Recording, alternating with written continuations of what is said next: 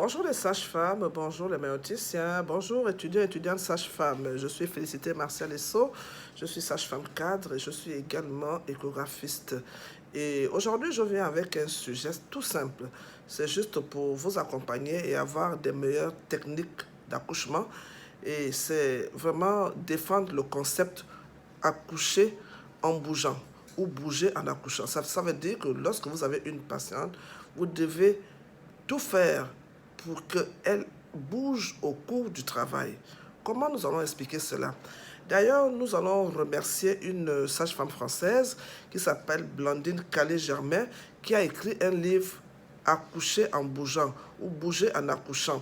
Ce qui veut dire que la mobilité au cours du travail est tout à fait nécessaire et indispensable. Mais malheureusement, nous rencontrons dans certains milieux ou on écoute certaines histoires où une dame arrive en travail, en tout début de travail, juste dès que le diagnostic de début de travail est posé, aussitôt, la dame, elle est scotchée sur un lit, elle a la perfusion placée, elle ne peut plus déambuler. C'est complètement difficile pour une dame de ne pas bouger au cours du travail. Pourquoi est-il important de bouger au cours du travail? Le fait d'être mobile favorise la mécanique obstétricale, également la dynamique obstétricale, c'est-à-dire on gagne en bougeant.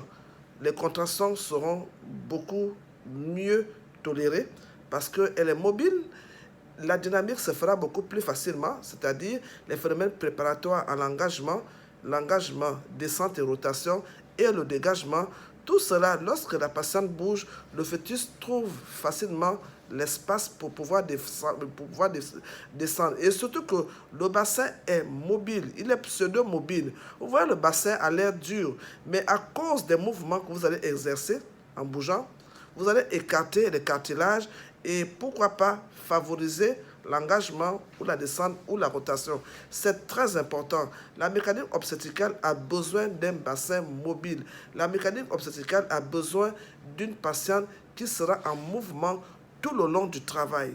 Lorsque vous n'avez pas besoin de placer une perfusion à une dame à 2 cm, à 3 cm, laissez la patiente marcher le plus longtemps possible. Même en la phase active, elle devrait, si elle peut marcher, s'il n'y a aucune contre-indication à la marche, laissez les femmes marcher au cours du travail. Ça va vous favoriser les meilleurs accouchements et limiter le nombre de césariennes causées par des dystocies créées du fait qu'elles soient scotchées sur le lit. Marcher en phase de latence, faire des mouvements, c'est aussi très important.